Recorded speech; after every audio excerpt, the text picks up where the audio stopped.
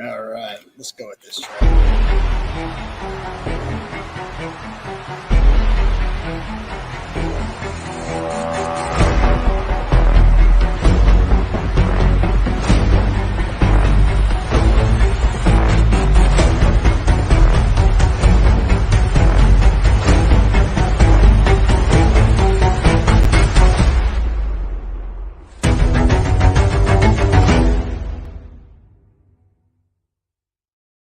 Share it out. Hey, there we are. There we are. Cheers, Are we everybody. We're not even muted. Here Not we even go. muted. Like we know what we're doing. Cheers, indeed. I mean, you'd hope by this point. It's been like 5 years, something of this. I can't believe how long it's been going on. It's so funny when you think about it. It's like we did this. We used to film it back there in that corner. We would take it on like a regular camera, film it, and then Put it out like later. a week or two later. Yeah. Yeah. Those are the first couple. I drink a whole pitcher of beer just to the. You drink the scotch. Yeah. We'll drink a glass. Oh, those were the days. Long those days have gone, and now are the days that we're putting more combat nights in between their numbered shows, and we just had one of those events this weekend, which we're obviously going to be recapping in just a few minutes. Yeah. But another successful weekend down the hatch, thanks to everybody who competed in all forms of combat, from the grappling super fights to the Muay Thai to the MMA, amateur and pro. Congrats to the new champ, Gothier, Ojukwu, and Remember also the name? Lorenzo Fitzgerald. What a classic for the ages, a 5-round war. Hope Boogs is all right after almost falling out of the cage. That was one of the funniest things I've seen. Lorenzo Fitzgerald's team hit me up and asked if we would be interested in an immediate rematch. I'm not mad at that. That was a 5-round war for the ages. Old school fight, dirty boxing galore. I think that a couple judges gave that first round a 10-8, which I thought was appropriate. 10-8 to who? To Gothier. He was able really? to get a lot of ground and pound off from the top position for the duration of the round. And I thought that made sense for a 10-8, which made it a majority decision, a draw in one favor, and then a couple going in favor of Gothier. We'll get to that fight later, but a crazy night. I mean, combat night. This is the third one we've done. From your perspective, how do you think it went down? Man, I think it really kind of did exactly what it was intended to do when we kind of came up with the concept back in 2019, pre-COVID. For the most part, what we wanted to do was in between our big Memorial Hall events, we wanted to do these, I don't want to call them smaller scale shows, but like when you look at a card like our February 5th event, and you have the guys like The Party, Giannetti, Jeff Joy, some of the superstars, I'll call them, of Cage Titans. You can only put so many fights on one card. So as you have to fill up a card with all those pros, you need opportunity to give these up-and-coming guys that, opportunities to fight. You need those first-time amateurs. You need those pros that need a couple like the Mola fight. Ovale fight, early pros, Avaye. I will say, I don't feel bad because Joe Lozon put something out on Instagram and he goes, if you're not coming to the gym tonight, come by and watch Ovaye. And he goes, I've known this kid for 5 years and just now I learned that I've been pronouncing his name wrong. So I don't feel as horrible.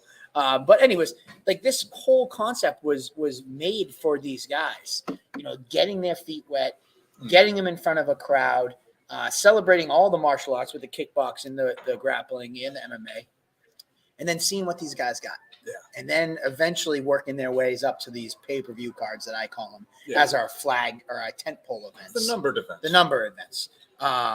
It reminded me of... Speaking of which, I already... Look at this. Right as we're online, Pico brings up the 4-man grappling, which has been a huge hit.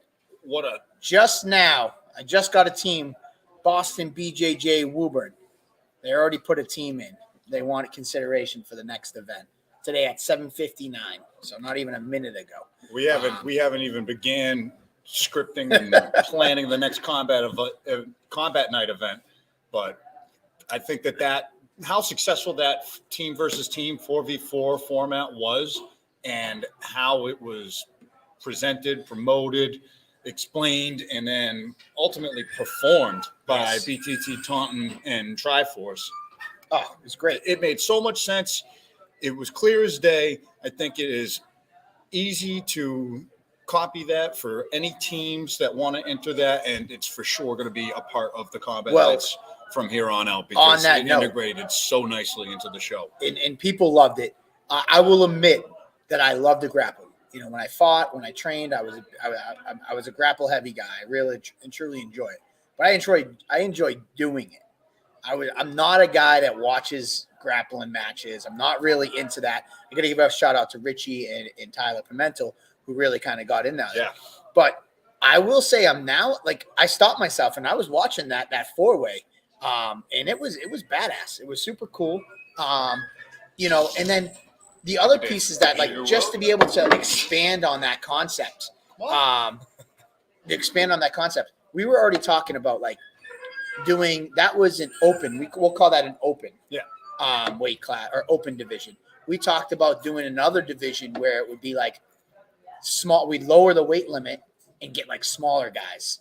So maybe, you know, instead of having heavyweights and all that other stuff, this small, you know, we were at a 700-pound limit, maybe dropping it down to like 550 and getting like all flyweight and bantamweights. Yeah. Then we talked about doing like a pro captain pound limit or a pro captain versus a pro captain, where you take a Cage Titan staple like Johnny Cupcakes and you take, say, Jeff Joy and say hand-pick teams, and you can hand-pick from all the pros that have ever fought for Cage Titans or all the amateurs, and just do like that type of division. So like there's so many other opportunities that kind of expand upon this to get more people involved. Is something that's is something that we're definitely going to be doing. Rob Pico, you know, mentions Justin Simmons, aka wannabe John Anik. It was his debut. We'll get to that later as well. But absolutely, you know, the 4-man, to hear the place cheering, screaming, like they were into it, and I was a little nervous. I was like, I'm not really into it. I've been to many grappling tournaments,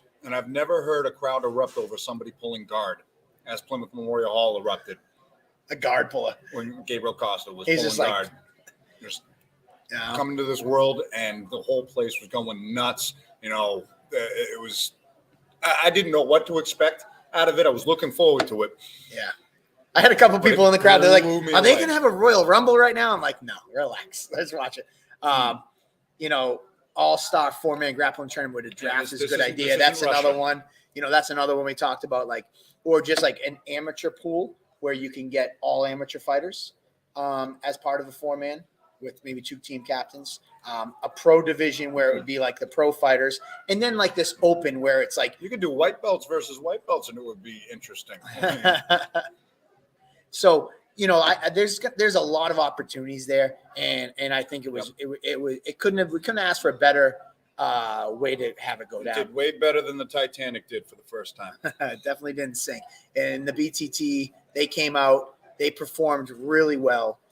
Gabriel Costa, you know, really stole the show, and you know, it was really cool to see, and I feel bad for the 2 other teammates. It's like, hey, I want to play too. Like they came here, but they weren't. They knew what they were expected. I mean, that was the format, and you know, it's a team format. You're not too like the relief pitchers aren't mad when the starting pitcher wins the game, shutout and wins and dominates and pitches a shutout and throws a perfect game or whatnot. The relief pitchers aren't going to get mad at it. So I thought it was pretty damn neat. It came off, you know, better than I could have imagined. Leading into it, many people didn't know is BTT lost a teammate going into fight week. And it looked like we might have to scrap the whole thing. They were having a really difficult time trying to find a replacement because it was their smallest guy they lost. So the net that they could cast wasn't too wide. So they didn't really have a lot of options to pick from. So it looked at one point we were gonna lose them. Then one point there was talk about Bruno Jacare doing his regular gi super fight and then joining their team because he also trains over at the BTT Taunton. Then there was talk of Jeff Joy. The day before weigh-ins, I messaged Jeff Joy, listen, they need a guy about 150 pounds to join a team. We're going to have to scrap this. And he's just like, bet, I'm in. So Jeff Joy was going to be there 4th. And I even had the graphic made up with Jeff Joy in it and everything. And then at the last moment, Jay, they call him Buggy, I guess. No one knew his name. You remember we're like, what's his last name? They're like, I don't know, Buggy Jay or whatever they call him. Jeff. It's Jeff Jay, Zelaya. though. It's Jay? Yeah, So they Jay. didn't even know his first name? I guess Zelaya? it's Jae Zelaya. So I had to find him. You're telling me Jeff something, and you try to explain his last name. I'm searching. They all was like, yeah, Jeff. What's Jeff's last name? Nobody knew Jay. his last name. Well, because they just call him. They call him Buggy, I guess. So no one knew his name. Last name. Like, I don't know. It's Jeff. And it's like I didn't even get his first name So right. he pulled it out, and then at one point there was talk like if they weren't going to accept somebody as the last minute replacement, that BTT was just going to go at it with 3 guys. And come to find out, I guess they didn't need the 4th, but yeah, man, it was a lot of cool things. A lot of cool things that happened. Overall, the night was a huge success. Possibilities are endless. I think that was just such a great addition to the combat night.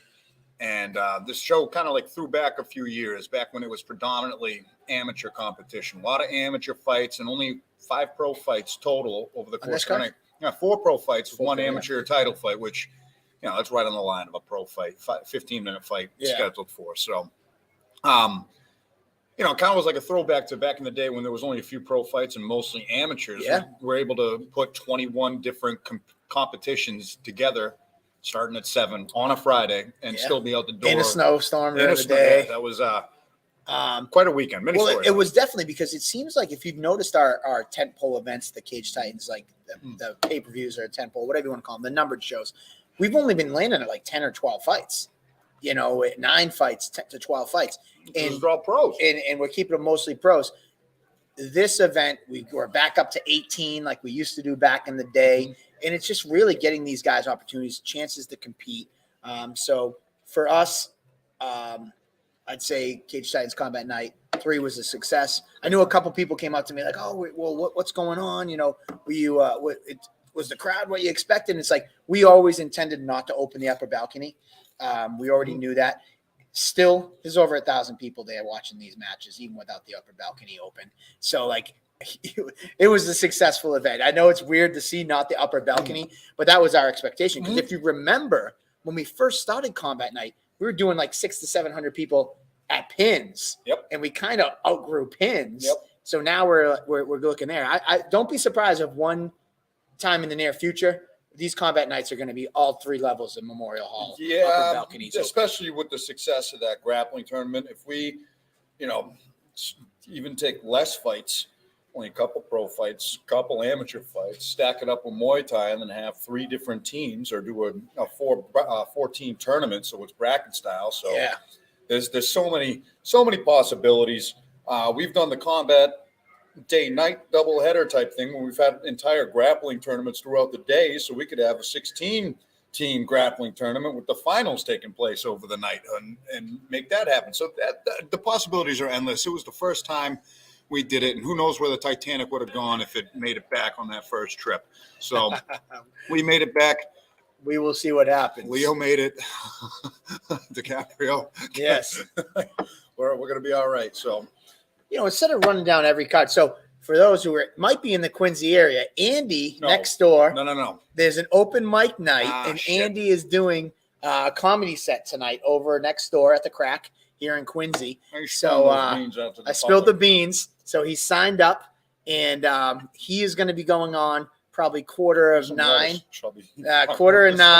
So Andy will be over at the Crack. So if you're in the Quincy area, you got about 45 minutes to get here to check out Andy and his opening. Watch me eat shit out there. Right, so there you go. Go Andy. So Andy's going to be doing that. So we're going to keep it short tonight. Not a long.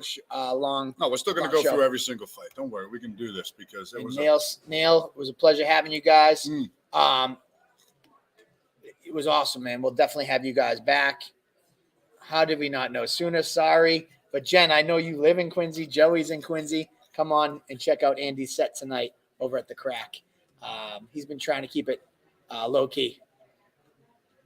Joe Goldberg, shout out to Joe Goldberg. He's the manager over at the Hall. He just took over post-COVID. He's great to work with, and he's been very clear like how excited they are to have us there. And so big shout out to Joe. Always a pleasure. Every time getting to the Hall. He's been awesome. He's always there. Whatever you guys need. Back up. So first fight of the night, Tyler Gothier, or first match of the night, no gi super fight. Tyler Gothier taking on Aaron Hughes. quick one. Didn't take very long. Gothier was coming down from New Hampshire, Henzo Gracie. He had a great time. I've talked to him before and after. He was so excited. He wants to be a part of it again in the future. Absolutely. Aaron Hughes, just a little bit more experience there and was able to snatch that guillotine right out the gate. And he's been making a habit out of that, training at a regiment training center. He's under Coach Tommy Teixeira. That's a nasty guillotine he's got. You've seen him land that in grappling tournaments here and there, especially recently, and being able to do it in the Cage Titans cage in front of that audience, the first grappling match of the night. It was a huge win for him, really impressive, stayed diligent with it, even though Gothier was trying everything he could do to escape. He finished that arm in guillotine, perfectly executed, real good stuff. And quick work early just to move on into the heavyweights that was totally different, but also entertaining. So big congratulations to Aaron Hughes on a quick finish, easy work. Probably went out to party right afterwards. And shout out to Aaron. It's been a while since he's been in the Cage Titans cage. He has since gone pro. He's got a fight lined up, but I'm sure we'll see Aaron compete either in the grappling ranks with us or hopefully as a professional fighter soon. Hopefully, too. I would love to call another Aaron Hughes fight. That would be a pleasure, but it was just as much of a pleasure to call a grappling match of his, and he got a really impressive win. So big time. Congrats. I'm a big fan of the guillotine. So next up we had Levy. I think it's Levy. Levy? All right, I mispronounced. Well, Tyler Pimentel calls him Levy. I call him Levi. So I don't know what it is, but I don't think he really cares what you call him. A great big heavyweight battle between him and Tyler King. Yeah. You walk us through it. It was good. Levy Gimares was able to maintain top pressure for most of it. Tyler King kept trying to mount attacks and had that knee shield going for a long time. It was a lot slower paced. Both guys were black belts, so neither guy was really giving each other an inch. Yeah. It was really tough for them to find those submission moments, but it was still high level control, high level sweeps, high level attempts. You see heavyweights, going deep half and getting reversals off of it and leg attacks. It was a real nifty heavyweight matchup that was full of grace and finesse and technique. And went to a draw. Went to a draw. Which we've kicked around the idea of maybe like going to a judge's decision on these grappling matches just for the hell of it. We thought about it. We've kicked around the idea. Like the submission only. Submission only is cool, yeah. But I don't know. We'll see. Sub only, because then people might just be happy to hang on and top pressure and not go for submissions, because they were going for like last ditch efforts at the last waning seconds of that match. All right, for each other's legs. We're sticking with sub only. Yeah, there we go. All right. Yeah, if you don't sub them, neither one of you is win. There we go. That's it. Just to get caught up, I know somebody asked. We did talk about EBIOT rules. I see Justin Simmons. That was something we talked about. But Justin Simmons, though, I mean, we did talk about this, but the reason we were kind of holding off, we weren't sure how much time we were going to have because we had 18 bouts. So in the effort of like kind of keeping the run time down, the fact that we couldn't start till 7:00 on a Friday, if this was a Saturday show where we could start the show a little early, that might have been that might have came into play. But we were like, you know what? It's a late start as it is. It's a Friday night. We cut the overtime, but maybe we'll bring that back. But what I was trying to get at is I wanted to catch up real quick. Rocco asked when the next event date is. I did put in the comments, but April 2nd is Cage Titans 52. And we already got fights. And on that note, I guess I'm just going to jump in. Shane Manley versus Don Shanis is finally going to happen. There we go. And that will be our main event of the evening. This fight was supposed to happen on February 5th. Manley got COVID, pushed it back to February 25th. Shanis got an opportunity to fight on Dana White's looking for a fighter, so jumped on that opportunity. So here we are, third time's the charm. Shane Manley, Don Shanis for the featherweight title. It is not going to be the Ferguson Habib cage fight. No, I'm not going to win that. So next up, our first Muay Thai match. MMA fight. Omar Guerrero out of North Shore Martial Arts taking on Nail Nasumda. And I got to say, Omar, this is the first time North Shore Martial Arts. North Shore Muay Thai. Muay Thai, I'm sorry. North Shore Muay Thai. I think is it martial arts or Muay Thai? Sure North Shore Muay Thai. I'm going to have to look it up. But they were super stoked. This was their first time they've had a student compete in an MMA match. And, they're solely a Muay Thai school. And this was their first time they had somebody come out and represent them as an MMA fighter. And boy, did Omar do a great job of doing that. Granted, he didn't get the win, but what a friggin' unbelievable fight this was. That fight came out of a barrel of a gun. It because those guys were just throwing leather at each other. No head movement between either one of them. Just rock 'em, sock 'em robots. So the first half of that first round. Yeah. But like as it paced down, Omar just showed his toughness, his resolve. He was going forward basically the entire fight. He had some great kicks that he was hitting from some really awkward ranges. And Neil Mazumdar showed a granite chin, throwing backwards, which is good to see because he got knocked out pretty bad in his last fight. That's what I was saying. I said to Neil at the after party, I was like, how hard does Jake Dillon hit? Like, you were taking shots clean on the chin and still throwing back, getting counters off, combinations. He started cutting angles as the fight went on. Yep. Started really moving backwards effectively, pumping the jab. His hook was looking great. It was a really high-level fight for guys that have only had a couple of amateur fights between both of them. And Omar Guerrero, I think he had a couple Muay Thai fights beforehand. So those fights definitely came into play. Great fight. Great. You could see because he was getting hurt. He was getting tagged and like smiling like he was enjoying it. And then finding ways to throw back. It was a tremendous fight. First round of fisticuffs to kick off Combat Night 3. Did not disappoint. Blew the doors off the place. High-paced fight through 3 rounds. Both guys showed incredible heart and cardio, incredible skills all around, the ability to overcome adversity, and it was one for the ages, an early pick for Fight of the Night. There were some incredible fights, but that one is not one to sleep on ever because that was a tremendous 3-round war. I just realized the time. I have to make a quick call before 8:30, so Andy, you take it from there. I'll be right back. Gothier versus Connaughton. Yeah, Gothier and Connaughton. That was another – when it comes to quick finishes, we started off with a quick finish. We don't really get quick finishes in these Muay Thai fights. But Julian Connaughton got jiggy with it. He landed a right hand, timed it off a kick that Steve Gothier threw, and landed it perfectly. Gothier collapsed to the canvas and got the standing 8 count, and it was a right hand from hell, a bomb for the ages, and I think easily a Cage Titans Muay Thai record for quickest finish. It's not exactly a sport we see a lot of finishes. Again, they're shorter fights, 6 minutes total with the 2-minute rounds, shin guards and the big gloves. But, man, Julian Connaughton exploding on the scene, early contender for knockout of the year, picture perfect. Even when Gothier was down, he's like, stay down. It was a Muhammad Ali type moment, just walking around, loving it. The crowd going nuts. They'd never seen anything like it before. Quick finish, kept the night going. It was definitely explosive. So big congratulations to Julian Connaughton at Evolution Athletics up in Maine for making the trip down. As we're moving on into the next MMA fight of the evening, South Shore Sport Fighting's Danny Johnston making quick work of Alvin McLaren out of Go USFC, scoring a takedown early, being able to get that back mount and landing ground and pound from hell, absolute bombs. Yeah, Zach, they're all waiting for me to stop talking. Mike, come back in a minute. There you go. That might be the only comment you got up there tonight. See, I can do this. But, yeah, another quick finish in the books for South Shore Sport Fighting, making a habit of getting in and out in round 1. Alvin, the Blacktino Dragon, McLaren, making the trip out from Queens, New York. He had a blast in there, couldn't really get it going, but Johnston exploding onto the scene at 1-0, showing how dominant his wrestling game is and making quick work with the ground and pound.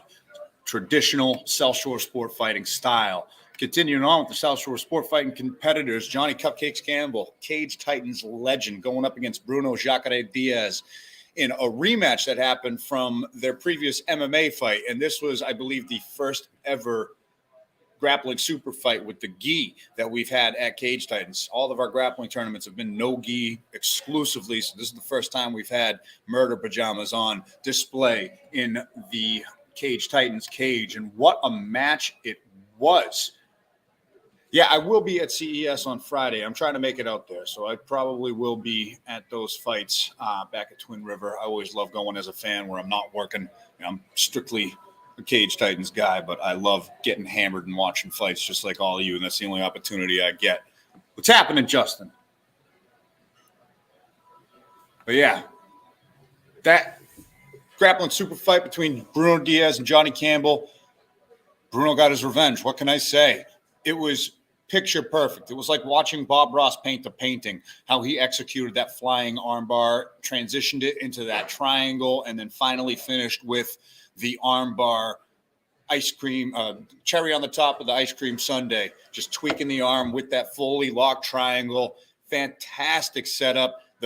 Blew the doors off the place. Every single Brazilian fan in attendance lost their mind. It was insane, just the way he hopped up. And that's just the advantage of the gi, being able to use the grips to maintain control of that arm and execute a flawless acrobatic technique. Tremendous. So he extracts his revenge, does Jacare against Cupcakes in tremendous fashion, going down as an easy submission of the year candidate in the first ever gi match with the Super Grappling fight. Keeping it going with the quick finishes. Hassan Graham out of Chapman House of Pain, coming from Western Massachusetts, taking on Eric Rondon out of the UFC gym out of Boston. And this was the first heavyweight fight in a number of years at Cage Titans. Not too often we see the big boys throw down, and throw down they did. They were slugging shins and leather at each other right from the get-go. Rondon landed a couple of leg kicks that were making Hassan Graham wince, change his stances. In the opening 10 seconds of the fight, I think he changed his stance twice because of some of those leg kicks. But eventually he got the timing of those leg kicks and landed a right hand from hell. And then when you watch the replay, ended up eating a check hook from Rondon, coming in to put the finishing touches on that combination, because he landed an uppercut that folded Eric Rondon to the canvas. The follow-up ground and pound was elementary at that point, but he landed it right in front of the broadcast booth. We all lost it. I think Justin Simmons lost his voice. Patrick Gilbride, who also did a tremendous job in the commentary booth, I might add. He was stunned. I'm sitting there with my hands over my head. It was crazy. We got the heavyweights fight, and we got the knockout that we crave when the heavyweights do grace the canvas, because it was over in a flash. A lot of heavy impact. The leg kicks early from Hassan. Yeah, leg kicks early from Rondon, but they eventually got timed by Hassan Graham, and he put Eric Rondon away in dynamic fashion. That was an explosive knockout. Hassan's already hitting me up right the next day. He was hitting me up saying, hey, when's the next show? He's actually scheduled to fight out Western Mass for ammo in 2 weeks. And he's like, he wants me back in April. He wants to stay busy. And apparently he was only intending to go one and done when he started his career. Oh, he That's didn't, what Justin was saying. Yeah, he said he was one and done, but now he's already looking for He asked me if he could get a title shot if he wins his next show and be 3-0. But it's just like, who the hell else? We barely have heavyweights. Never mind to set up a title fight. But then, who the hell knows? We will see. We'll put it that way. I know Jeff Soyvillian is a heavyweight that's always. I don't know how much he's been training. I don't know, but it was great seeing him at a couple shows ago. But I would love to call that fight. That would be an interesting one. Former heavyweight champ. I don't know what Rob Brown's up to. He's actually the current champ. I don't know if he's ever. I don't think he's fighting anymore. He hit me up a while ago, but like that he's not fighting. But anyways, we'll see what happens. Please bring back Eddie George, Zach Serrell. I got a call from Rich. I just was texting Richie when I got off my phone call, and he said that he's already getting calls from people calling out Gabriel, looking to get a super fight with Gabriel. Wow. So, that'd be fun. It's crazy, that like this grappling thing has caused such a stir. Like that's been like since this show, that's been the number one topic of conversation. I don't know if you got to it yet. What fight are we up to? Heavyweights. We went over Bruno and Johnny. I was gonna say. Speaking of that, Bruno and Johnny. That was our number one viral video from the show. Crazy. The flying armbar, and Johnny even said, he's like, I knew it was coming. He goes, he knew he was gonna go for it. He still couldn't, So definitely, it should be interesting to see how this grappling does take off, because it seems to be a hot topic, and I feel like the grappling community here in New England is I've seen other smaller shows been like starting off and doing them, and it's just like I feel like it's definitely getting a groundswell, and it's something that we can really take and put our Cage Titan spin on it and really raise the level. What do we got here? What I missed, Don Shanis. Some people asked us about the next event, April 2nd, main event. Don Shanis. I know. Don Shanis versus Shane Manley. Third time's the charm. The featherweight title's on the line in the main event. So there you have it. That's what you missed. So our next fight, what a great battle. Tyler Smythe taking on Avery Andrews. 135 Muay Thai fight. Another early candidate for fight of the year. Crazy pace, 6 minutes of action.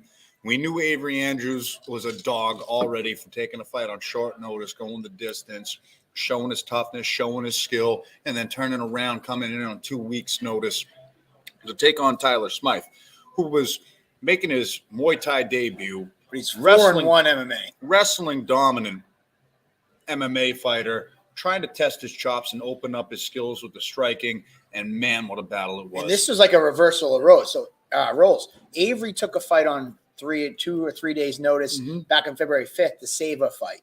He took on Mike Albert. Great fight decision, right? And then here Avery was a week before the event. His opponent pulls out. He's looking for somebody.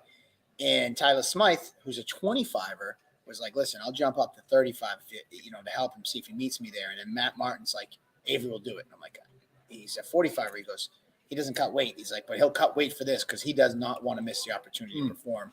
And I'm glad it happened because those knees, I only saw the highlight clips that we've been posting on social media. The knees really were taking its toll on the body to Tyler. And then Tyler would wing those big hooks and then it would take the. So I'm glad the fight went the way it did. I don't disagree with the draw at all.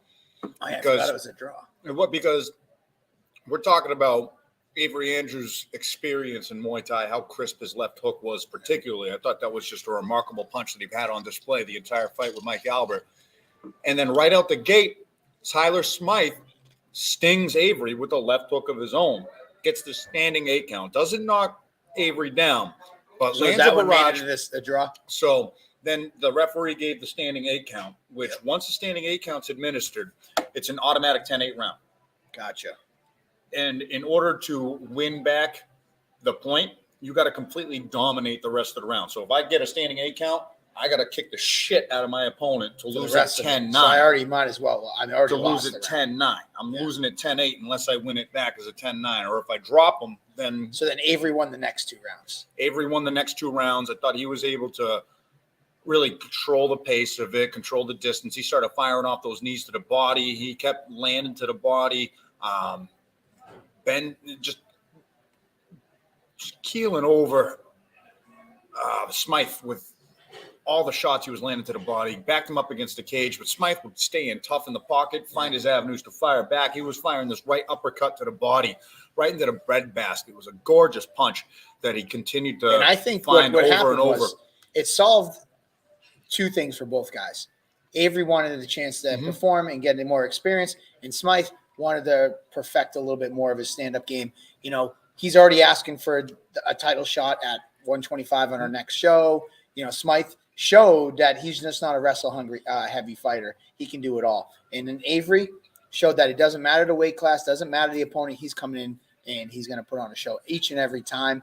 Some fun fights down the line for him. I know he was scheduled to fight Zach Converse, which would have been a great fight. Wow. Him and the Prom King around that weight. They're both the same age. There's exciting stuff going down in the Muay Thai. A lot of big fights there.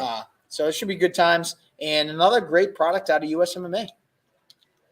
Yeah, they went to the draw. Both guys are winners, no losers in that fight. I think you can make the argument that maybe Avery Andrews won back that 10-9 because that was the round where he really hurt Smythe to the body a couple of times. So, but they gave it a unanimous 10-8 for Smythe in the first round, and Avery Andrews able to win the last 2 and one for the ages, an instant classic Muay Thai fight. We don't have a ton of time because I'm going to stay as tight. We got to be done by 8:45 so you can go do your stand-up. I don't care. Now we got to get you over there. So let's go quickly over the next one. Foley versus Parasuco. Parasuco Piosunko. He jumped up to 170. You know, they're calling him the future 155 cage size champion, but he went up to 170 to take on a guy who fought for that 170 belt, a black belt in BJJ. Mm-hmm. And Sergey, I didn't watch the fight. I only watched the finish. How do you make it look in there? Well, Steve Foley got a takedown in the first round, and they were landing back and forth, ground and pound off of that. So the first round was back and forth, and Steve Foley landed a beautiful trip right at the end of it that I thought sealed the round for him. But then the second round, right when Sergey was able to get that top pressure, he got that Dagestani handcuff and just unloaded bombs. And, you know, Sergey's a purple belt, Steve Foley's a black belt, but we know that MMA is different than straight grappling. And that was just the checkmate move where once he got that wrist grab behind the back, he was able to unload ground and pound to get the TKO finish. And it was kind of like showed up out of nowhere in transition as Steve was mounting his escape from side control that Sergey had him in. He just caught the wrist, trapped it, finished off with the ground and pound. It was a tremendous fight between two high-level opponents. Another one of those amateur fights that when you're watching it play out, it's like these guys can both be pros. Yep. So Sergey Piosunko, staying undefeated, climbed What the hell was that walkout with the fur coat? Katy Perry. He came out to Katy Perry? Yeah. I mean, hey, he don't give Was a it the shit, same man. song as last time? I don't remember what he walked out to last time. I was in the back, so. What did he come out with this? What did he come out this time? A Katy Perry song. I forget which one. I think it's the extraterrestrial one. Oh, yeah. Gotcha. Yeah, he was super. He's super funny to come watch out because, you know, he's like this like stoic Russian, like looks like Ivan Drago, like kind of guy. And then he comes out fur coat, yellow Crocs, and Katy Perry. Keep it on the time frame. Next up, we got the Leon Davis for Casey Lamont grappling super fight. They were already kind of joking around in the comments. It went to a draw, but they were joking around in the comments over on Instagram earlier today, being like, let's make it the best 2 out of 3. You know, we did no gi. Next, we'll do gi. And then our third match will be in a wrestling singlet. So they're having some fun with it. So we'll see what happens. I mean, yeah. Cop versus cop action. Again, went to the draw, but Leon Davis was really putting the pressure on Casey Lamont. I feel like he was the bigger guy going into it. They fought at 185 pounds. It looked like Leon might have cut a little bit of weight to get there because he looked like the bigger guy. And he was applying different Darce attempts and arm triangle attempts. And Casey, who's a black belt, was just showing his awareness and not allowing any of those attempts to really sink in, getting out a lot of close, another inch or two, and we could have seen some real dangerous situations. They were both actively attacking each other's legs. And that's what, you know, even though these fights that went to the draw, the grappling super fights, there was so much action. Yeah. So both guys were always going for finishes whenever they could find the opportunity, always constantly trying to set things up. And if you've got a keen eye for grappling and especially attacking submissions, you're very thoroughly entertained with all of the attacks that they're putting together, how creative they were all getting. I was very curious about like the flow of the night because like you had and I think when I talked to you about when we were coming up with the timing of the card order, it was like, all right, have a couple, you know, MMA, you know, Muay Thai, super fight. And that was kind of the formula we went with. And I'll be honest, I was very nervous about the excitement level that once the grappling would, you know, be like high excitement MMA fight, high excitement Muay Thai fight. And I thought the air would kind of get taken out of the building with the grappling because I wasn't sure how people were going to react. But the fans were knowledgeable and they were into it. So, I would say overall it was a success. That was my one fear going into it, how it would be received. Like everybody on the edge of the seat screaming, cheering. But these guys were on their feet for the grappling matches too. So just shows you if you bring high energy, no matter what combat art it is. So entertaining. I mean, especially with the submission-only format. I think that's what really makes it. It makes both competitors go for broke at all levels of the entire match. So that's what really made it engaging. Yep. You could see that all the participants were actively trying to finish each and every single one. And the whole crowd that was there for the grappling super fights, they were able to see that and really appreciate it. Yeah. So next up we had Shady Zachary taking on Michael Mcdermott. I missed a lot of this fight. As you know, I missed almost all of them. So it's no offense to anybody. Yep. Always running around like an idiot, chicken with my head cut off. But I missed this one. I really didn't see much of it. How was it? another crazy Muay Thai fight. You know, we knew that Shady Zachary had all the skills, the speed. We'd seen him compete before. He was at the inaugural combat night. Jay Rivera. Yeah, fighting Jay Rivera. That was another back and forth war between a clash of styles that you got to just see the level of how fast and accurate Shady Zachary was. But Michael McDermott, coming out of the gates, 0-0, no experience, and he looked just incredible right out of the gate. His head was on a swivel. I was really impressed with the angles he was cutting, how he was able to control the distance, how his head movement opened up all of his shots, and he really came out and set a pace in that first round. And I think surprised Shady Zachary, who was really dealing with the complexities of his movements. And he kind of got ahead on the scorecard and was able to win the decision. But as the fight went on, Shady was able to find his moments, landed a beautiful head kick. I forget which round, the second or third round, that wobbled McDermott. So it ended up being McDevitt. a real, McDevitt. Yep. I say that because, like, on the score sheet, it was McDermott. And Oh, really? I was like, what the hell? I was like, is it McDevitt? So, yes, no, Michael McDevitt. I know this. Yeah. But they did have it wrong on the score sheet. And I was like, wait, is your name? I asked him after I called it Michael McDevitt, even though score sheet said McDermott. I was like, your name is McDevitt, right? He's like, yes, it's McDevitt. Yeah. I'm like, all right, Dude, good. he was crazy. That kid was reading the book the entire. Yeah, he was reading the book the whole entirety of the weigh-ins. I saw like someone on social media. He was reading it in the back room. Yeah. Yeah, and he fought like someone who reads a lot. He was very just There's a guy who read a lot fight. I don't know, but it just seemed it like Intelligent. he didn't have any jitters at all in there. He came out fluid. He came out like moving, setting angles.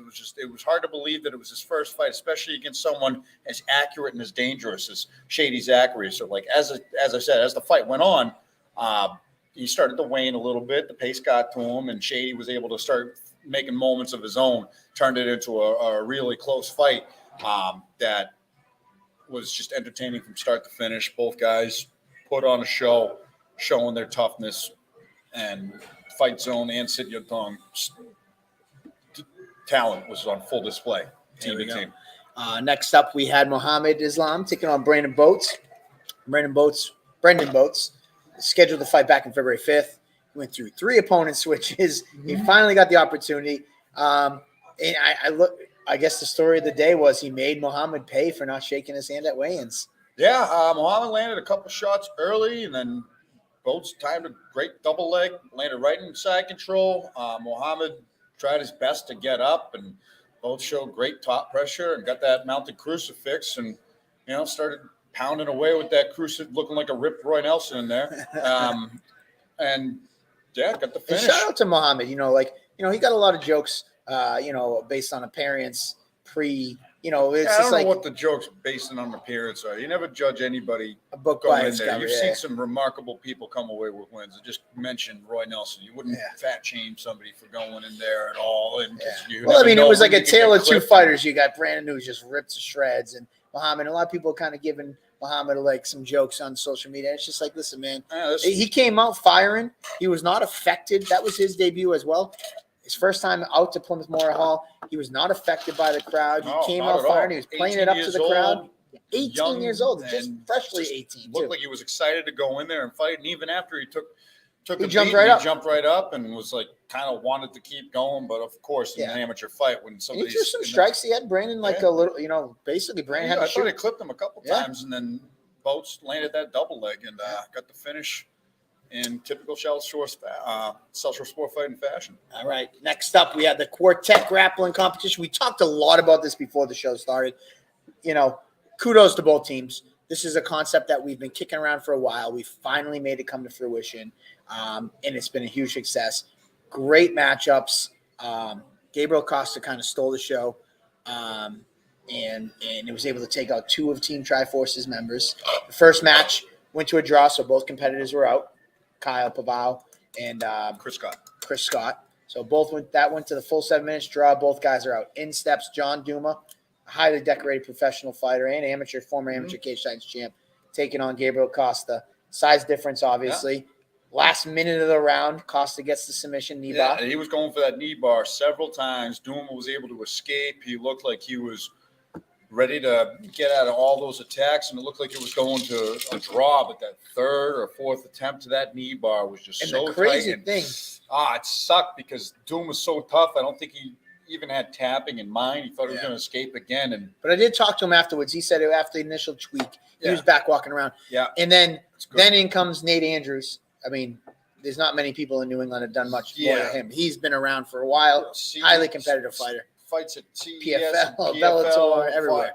Everywhere, the who's who, one of the top lightweight prospects. Costa comes out and knee bars him. Yeah, after knee bar and John Duma, which went a pretty considerable amount of time out of that 7-minute duration. Didn't go the full distance, but still went a while. And then in comes the heavyweight. Come in and start attacking legs again against another seasoned brown belt and Nate Andrews, and then finally getting he had both legs over to the side, and it looked like it was a straight ankle lock where he had both legs being attacked simultaneously, and the verbal tap occurred from Nate Andrews. It was a beautiful setup, like almost catch wrestling-esque. Nate said to me outside the cage, he's like, man, after I saw what he did, he's like, I wasn't messing around. And that's that's what it is. I mean, that's the danger of the leg. And then comes the heavyweight, and they go to the draw, so both competitors are out. There's no more team. And goes for broke, trying to create any window of opportunity to get that submission finish. And that's, again, what I think made it so exciting is knowing the format of it, knowing that you're down 2 guys on your team, and you've got to go for broke and finish 3 competitors in a row. And Alan Monteith went for it, but Gabriel Costa was able to sit out, play defense, not get submitted, and win the round out, which, after grappling your 3rd competitor in a row, and this being a much larger black belt, can you blame him? And that even the crowd was going, it was like running the clock out of a football game. Even if there's 40 seconds left and they run out of timeouts and you get that last first down, the crowd's going nuts. Even though it's not an explosive, dynamic, last-second touchdown finish, you're still going nuts because you've sealed the deal. So Gabriel Costa implementing the strategic ploy of running the clock out in our first ever jiu-jitsu tournament, and that kind of electrified the crowd. And Brendan Boat, some boy may have jumped up happy, but I'm always happy after taking a nap too. Too funny. That's a good comment. But yeah, dude, that I gotta say that when they came out with the lineups, the strategy was just so interesting because they went with their bigger guys with Triforce at the end. The BTC's on went with their best, most seasoned, biggest guys in the beginning. Imagine if Duma lasted that minute, what the difference would have been in that match. Yeah. Because now Gabriel Costa's out and BTT's rolling with their 2 smallest guys. Junior and they're going against their biggest guys. So it would have been so crazy to see. Either way, somebody looked at me and goes, when both guys, the time that counted out for the heavyweight and Gabriel, the last guy, and I was like, oh, they won. He's like, but did he really? I'm like, what do you mean, did he really? He's like, oh, what's the time? I go, he subbed 2 guys in a row and then outlasted, went all the way to the time limit. They have no more teammates. Mm-hmm. They still got 2 left. They won. That's how the format works. I think that was that one person I talked to was new to them. They really didn't understand. But, I mean, the crowd was don't care. Stoked. If you're educated, you liked it. That's what we do it for. Exactly. I thought it was a great format. I think all the competitors enjoyed it. And the fans definitely enjoyed it. And there's already people in the inbox. I got at least 2 teams already inboxed me. And as we saw, one team already submitted all 4 of their guys. They're like, here's all 4 of our guys, and we're ready to go. Like, okay, shit. And Richie's already texted me telling me that people are lining up to try to take on Costa as well. All right. Next up, we had Jidofer Ajoku taking on Lorenzo Fitzgerald for a middleweight. This belt has not been around somebody's waist since 2016. Yeah. Beautiful fight. Both guys really bring it. Go for broke. Lorenzo's team, they came up short, but they've already asking for a rematch. They said, we want an immediate rematch if that's something you'd be interested in. I don't know if it will happen, but who else is in the middleweight division right now that could jump in and step in? And who wants to fight Jidofer Ajoku after that? I mean, that was a crazy pace through 5 rounds. He comes out, gets a takedown early in the fight. Looks like that's going to be his game plan for the whole entire fight. Lands some vicious ground and pound at many different moments in that first round where it looked like Lorenzo was going to have a tough time getting out of round 1. I believe a couple judges scored it a 10-8 round, which you can't really disagree with. You could make an argument that it's a 10-9. I think there's a strong case for that being a 10-8 round early out the gate for Jadaf or the Ojukwu. And then as the fight played out, the takedowns became less and less frequent. Even Fitzgerald landed a couple of high-amplitude takedowns, I believe, in the second or third round. I think that's why I left it off. Rewatching the event back was at the middleweight. I'm going to do the middleweight. You can do the main. I'm going to do the main card later to watch it all back. That was a lot of fights, so a lot to get through. I try to do my homework before this, but Jadaf is a scary man, very scary man, and so's Lorenzo Fitzgerald. They both were jacked up after the fight. They just went 5 rounds, and you would never tell it. They were like, you could see them going a couple extra rounds. They're ready for 5-minute rounds, as far as I'm concerned. How they were carrying themselves through the whole fight. The dirty boxing.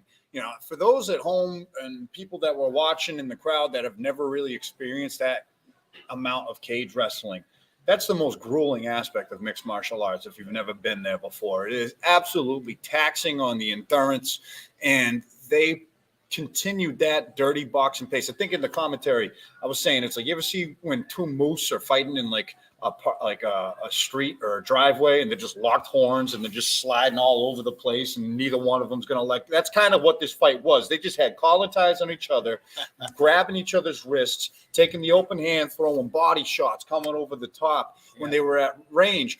Fitzgerald was getting his jab off in, I think, the third, fourth round. He really started coming away with the jab. I had no idea how it was going to go going into the judges' scorecards. I feel like... What was it, split decision? It was a majority decision. So one judge gave it a draw because, again, that was a 10-8 round. So in that case, you gave 2 rounds to Jadaf, one of which being a 10-8 round, and then 3 rounds for Fitzgerald, which would indicate a draw. And then the rest of the fight... the rest of the judges had it 3-2 for Jadaf, or 4-1 for Jadaf. One judge had a 3-2 for Jadaf with a 10-8 round, scoring at 48-46, and the other one had a 49-46. Gotcha. So it was 4 rounds to 1 for Jadaf. So that would make it a majority decision since the judges weren't split on a winner. A majority of them awarded one winner. Gotcha. The other one awarded it a draw. So either way, great fight. I look forward to seeing both guys back in there. Real quick. I want to see Jadaf defended. That would be. I feel like we got our new middleweight king, and still, I gotta shout out Lionel Boogs Young for being so hyped up for his. He almost fell out the cage. He almost fell out of the cage. It was one of the funniest moments. I was right after I finished calling Ojukwu, when he's like, I see just Lionel's half his body just go out of the cage. He went to lean on the door, and you didn't realize what luck. Slippery Pete, April 2nd, will be on that card, just to catch up on the comments. Next up, we had Daniel Muller making his pro debut against Alex Davidson. There's a little issue at weigh-ins. Alex came in a little heavy. Muller was looking forward to this pro debut since pre-COVID. Said no matter what, he was fighting. It pretty much sums it up when you got a Daniel Muller fight. He's a highly skilled black belt. Tyler King, there's a video out on our social media, Instagram, from the corner cam. And it's basically when you see him he gets that Muller taking the back, and then it scans to Tyler, and Tyler's just packing his shit. He's like, it's over. And it's like, wait a minute, he didn't even lock it in yet. He didn't do anything. It's over. Pretty much sums it up. Daniel Muller taking out Alex Davidson. Alex was super nice, super great guy. We look forward to hopefully having him out again. He's very apologetic about the weight cut and weight miss.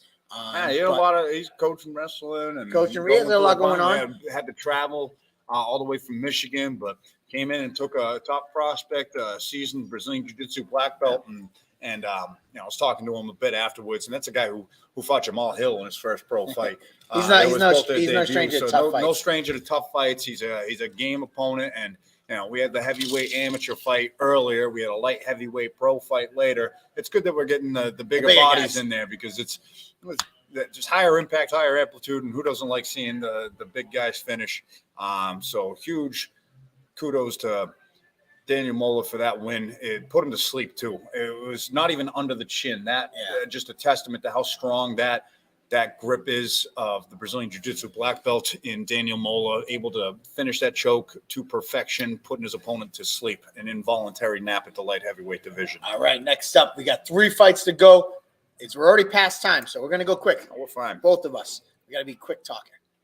We got to get you over on the set. Gotta get you on stage. Fine, we're good. Next up, what a fight, man. Jay Ellis versus Leela Diera. Both these guys, What a war. they were hungry for wins. You know, Leo has yet to taste a victory in his pro MMA career, though he has some wins in boxing.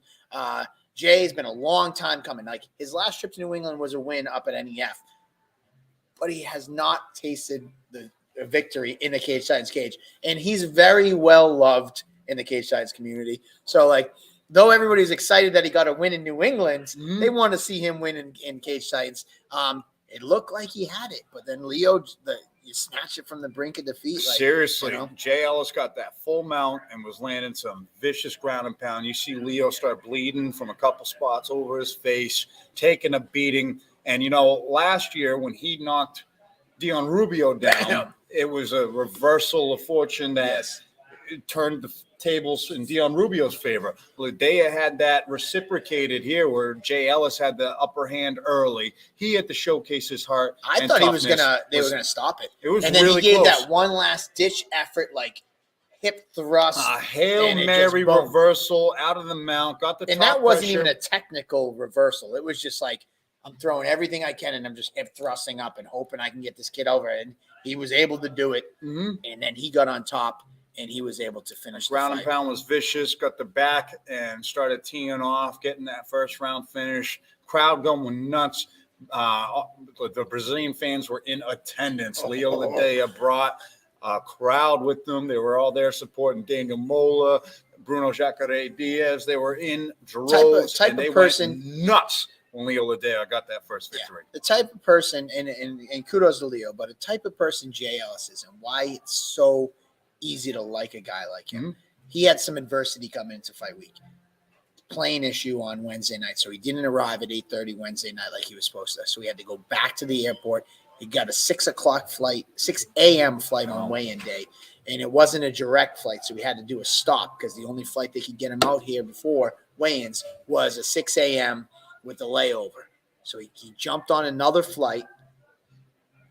He landed in Boston at 11:25, and he was at weigh-ins by like 12:15. Many other fighters that would look for an excuse not to, man, I missed my flight. They don't have any flights. They'd come up with excuses.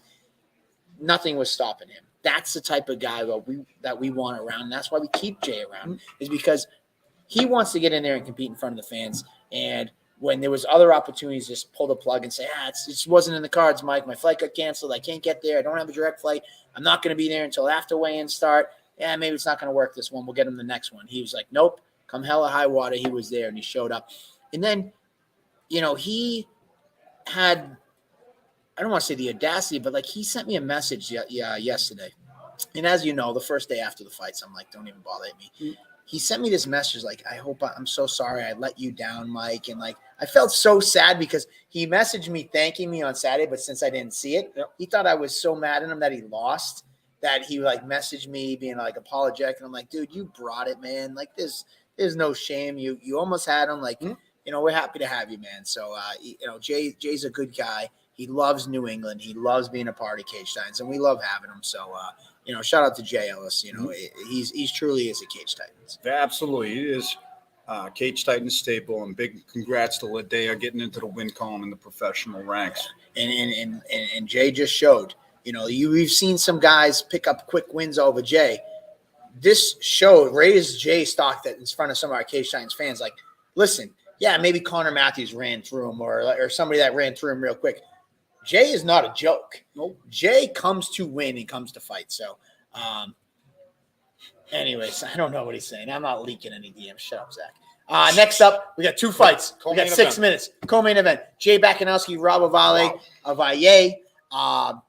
What a battle. Shout out to Ovalle for taking this type of fight in his debut. Yeah. This is not a fight that many people would sign up to when they've had fights, never mind in their pro debut. Shout out to Jay Bakanowski. He's been out of the cage for over 5 years, been dying to get back in, hitting me up, hitting you up, going crazy. He was willing to step up on 2 days' notice back on February 5th to save this fight. Yep. And then we said, you know what? This is too good of a fight. Let's put it on the 25th and give a little build-up. It led up. It delivered on the build-up. It delivered on the execution. What a fight. What a left hand from Jay Bakanowski. Yeah, a lot of people didn't know that fight was created for the February 5th card when Jake Hixenbaum had to pull out of this fight against Rob Valle, and Bakanowski, without a second's hesitation, he was like, "Yep, I'm in." He's like, "Can you get me in with a CAT scan guy? I'm gonna get my blood right now." Like, and then finally it was like, "All right, you know what? Let's wait 2 weeks and give us time to get the stuff." And listen, that fight delivered. It was a high-level fight. Rob Valle, somebody who was making his pro debut, had an arsenal of experience already at the amateur ranks, fighting in Muay Thai as well, and it was on full display because he got cracked, I think, pretty early. He was able to keep his wits about him, make it a really interesting fight. Back and forth grappling exchanges, a lot of big slams, and just both guys landing effective shots. You saw Bakanowski's face all bloodied and battered towards the end of it. But no, the opening part of that third round, that left hand that Bakanowski threw was just perfect, and the follow-up ground and pound was. Who'd you have winning going in that third? It was one of those I couldn't really tell. I feel, and again, I haven't watched. That's another one that I haven't watched back yet. So next week I'll ask you that question. Yeah. I got to watch that one back. At that point, it was just such an exciting fight. Usually by that point, I don't have the energy to even pretend that I'm scoring the fights. And then at the end of the day, it was finished. I thought it was pretty close, though. I didn't know how exactly it would be scored. I think you could make an argument for either guy going into either round. But that wasn't necessary because Jay Bakanowski landed that beautiful combination, timed it perfectly as Ovalle was throwing a kick, and the ground and pound to finish was just perfect. Well, you throw Bakanowski in the mix now. I thought at 55. Yeah. You know, you got some options like 55, D-Sab, who we'll talk about next, Giannetti, Slippery, Pete, he's right all in the these mix. guys Huge with win. a huge win like that. And then Ovalle, Hixenbaum, who's ready to come back. Dion Rubio trains at Lausanne's too, so it's like reset that fight up at Hixenbaum. Maybe Jay Ellis comes back and takes on Ovalle. There's some stuff going on for both guys when they're ready to come back. Yep. I know Jay was there after the show already talking to me. I'm ready to go. I know he had to get stitched up, but he oddly enough, he actually received a longer suspension than Ovalle, which I think might have been a mistake by the commission. So we'll get that cleared up. But I know he said he wanted to go April 2nd if it's possible. Damn. If not, we'll get him on June 4th. And I just going to have to say it. I know other promoters are probably definitely in Jay Bakanowski's inbox, probably Monday morning today, because he definitely put on a great performance. Yeah. And then our last fight of the night, Steven Stingle taking on Zach D. Sabatino. This fight, there's not much to say about the fight itself. It was a traditional D-Sab fight. Pick you up, drop you on your head. Picked up the Darce choke, which is back-to-back Darce finishes in back-to-back main events. Really solid momentum. And Darce is from bottom too, wasn't it? The bottom. Well, this one I think he set it up from the top and ended up finishing it, rolling underneath. But the initial setup was from the top. It wasn't like his Darce finish over Chance Beck, where he literally was underside control, and then he was able to throw on the choke. But this fight came together literally a couple days notice, if I'm not mistaken. In upper weight class. So D-Sab going in, the undersized guy against somebody with 20 pro fights. Yeah. 4-16 of fighting guys that are way bigger than him. He fought Mike Rodriguez, Sean Lally. Yeah, he's fought a who's who, dangerous opponents, and Marcus Davis didn't shy away from a second. Was excited. He was excited to be back because he said to me going into it, he's like, I love being back in the mix. He took a lot of time off. He came back from the Marcus Davis fight, and he's just like, I'm excited that you hit me up because I want to get back. And then he was so apologetic. I was like, I came to fight, not fucking wrestle. He's like, you guy fucking just takes me down. He's like, give me somebody to stand with me. He was in good spirits, but he had some adversity in his life in the past week or two. He's like, this call came at the perfect time. And he was just excited to get back in there, excited to compete, excited to get in front of the fans. So, I owe Stingle a fight with some proper notice. And as for D-Sab, 9-2 now. Back-to-back main events. I know that he's out for April, but he'll be back in June. And he's going to try to keep that ball rolling. You mean he's taking a break? What kind of world is this? D-Sab's taking I think a break? he has a bachelor party. We already talked about fighting. He's like, shit. He's like, I think I got a bachelor party that weekend. I hope it has to be somebody important because D-Sab does not take Cage Titans events. No, he does not. So he's the Cal Ripken Jr. of Cage Titans, but if he's taking a break, it's well-deserved for the past couple of performances he's Yes. had. Even though he went in and out real quick in that first round, definitely deserving of some time off. We'll give him a little time off. Re-emerging as a top lightweight prospect with the recent momentum he's had. 4 in a row now. Shit, man, 4 in a row now. After he had his 2-fight skid, I mean, you throw him back. If Giannetti wasn't his teammate, like him and looking for a title shot, I know that maybe a rematch with Slippery Pete was something that was talked about. Like you said, a lot of big fights. Jacob Bond could be back in the mix. Ali Zabian. There's a lot of good fights that could happen. So many great fights at lightweight. The division is getting stacked. We're only a month away from April, so it'll be even more stacked by the end of that. And 9 o'clock. You're on set. We gotta go. Oh yeah, you're on set. Hey, he's gonna. I don't. Why Last are you last blowing thing. up my spot like this? I know we want you. We want to get the fans there, man. We want to get the fans there for Andy. Andy's on the comedy mic. What did I do to this? Maybe I'll go live for his set. Go ahead. I don't give a shit. So before we leave, it's 9 o'clock. Last, real quick, favorite moment from the night. Said real quick.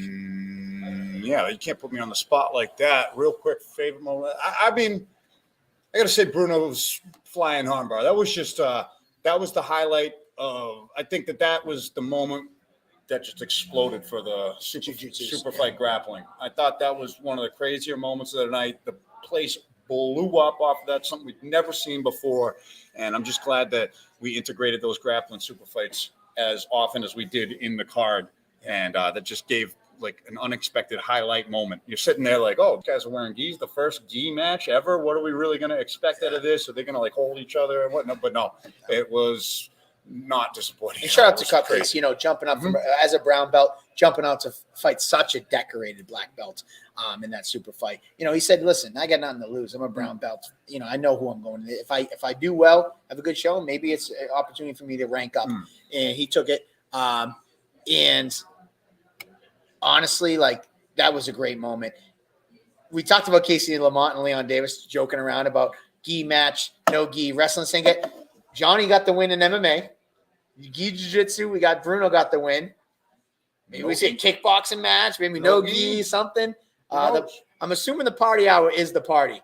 Can't wait to be back home soon. If that's the party, Joe Penafiel, I cannot wait to have you back. It was very odd talking about Cal Ripken's like Zach. He's had fights on every card. Since we came back from COVID, the party's been on every card. This is his first card off. I'm not sure if he's going to be ready for April. I know he wants to kind of take a little downtime. We'll get more information on that next week. Either way, there you have it. For people asking the schedule, April 2nd, June 4th, August 20th, October 29th. That's our tent pole events for the rest of the year. And who knows? We'll probably throw a couple combat nights in there. See how well this one went? I wouldn't be reloading. surprised. Yes, reloading. The party's reloading. So the way this one went, those are just our 10 pole numbered events. Who knows what else is going to happen? It's tremendous. So we got to get Andy over there competing. I got to get the hell home.